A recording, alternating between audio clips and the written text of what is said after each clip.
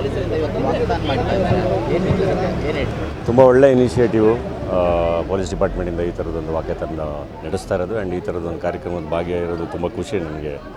ನಮ್ಮ ಸುದೀಪ್ ಸರ್, ನಮ್ಮ DCP Devaraj sir ಅವರು ಫೋನ್ ಮಾಡಿ ಈ ಥರದ್ದೊಂದು ಇನಿಷಿಯೇಟಿವ್ ಹೋಗಿ ಅಂತ ಬನ್ನಿ ಅಂತ ಹೇಳಿ ಕರೆದ್ರು.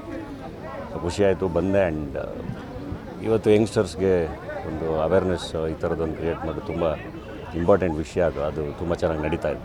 ಸರ್, ಯುವ ಜನತೆಗೆ ಈ ರೀತಿಯಾದಂಥ ಒಂದು ಜಾಗೃತಿ ಎಷ್ಟು ಅವಶ್ಯಕತೆ ಇದೆ? ಇದು ಡ್ರಗ್ಸ್ ಅನ್ನೋದು ಯಾವ ರೀತಿ ಒಂದು ಪರಿಣಾಮ ಬೀರುತ್ತೆ? ಡೆಫಿನೆಟ್ಲಿ ಜಾಗೃತಿ ಅವಶ್ಯಕತೆ ಇದೆ ಅಲ್ಲ. ಒಳ್ಳೇದು ಯಾವುದು ಕೆಟ್ಟದ್ದು ಯಾವುದು, ಅದರದ್ದು ಇಂಪ್ಯಾಕ್ಟ್ ಏನು, ಅದನ್ನು ತಿಳಿಸ್ಕೊಡ್ಬೇಕಾಗಿರೋದು ತುಂಬ ಇಂಪಾರ್ಟೆಂಟ್ ಅಲ್ಲ ಯಂಗ್ ಜನ್ರೇಷನ್ಗೆ. ಆ್ಯಂಡ್ ಡ್ರಗ್ಸ್ ಅನ್ನೋದು ಡೆಫಿನೆಟ್ಲಿ ತುಂಬ ಕಾಡ್ತಿರೋಂಥ ಸಮಸ್ಯೆ ಜಗತ್ತಿನಾದ್ಯಂತ. ಅದ್ರ ಬಗ್ಗೆ ಅವೇರ್ನೆಸ್ ಇದ್ದಷ್ಟು ತುಂಬ ಒಳ್ಳೆಯದು. ಡ್ರಗ್ಸ್ ಕಡೆ ಒಲವು ಕೊಡುವಂತಹ ಯುವಕರಿಗೆ ನೀವು ಯಾವ ರೀತಿಯಾದಂಥ ಒಂದು ಸಜೆಷನ್ ಕೊಡ್ತಾರೆ? ನಿಮ್ಮ ಕನಸುಗಳಿಗೆ ದಾಸರಾಗಿ ಡ್ರಗ್ಸ್ಗೆ ದಾಸರಾಗಬೇಡಿ ಅಂತ ಹೇಳೋಕ್ಕೆ ಇಷ್ಟಪಡ್ತೀನಿ. ಯಾಕೆಂದರೆ ನಾವೇನೋ ಒಂದು ಕನಸು ಕಟ್ಟಿ ಅದ್ರ ಕಡೆ ಕೆಲಸ ಮಾಡ್ತಾ ಅದರಲ್ಲಿ ಸಿಗೋವಂಥ ಕಿಕ್ ಮೋಸ್ಟ್ಲಿ ಇನ್ಯಾವುದ್ರಲ್ಲೂ ಸಿಗಲ್ಲ. Thank you.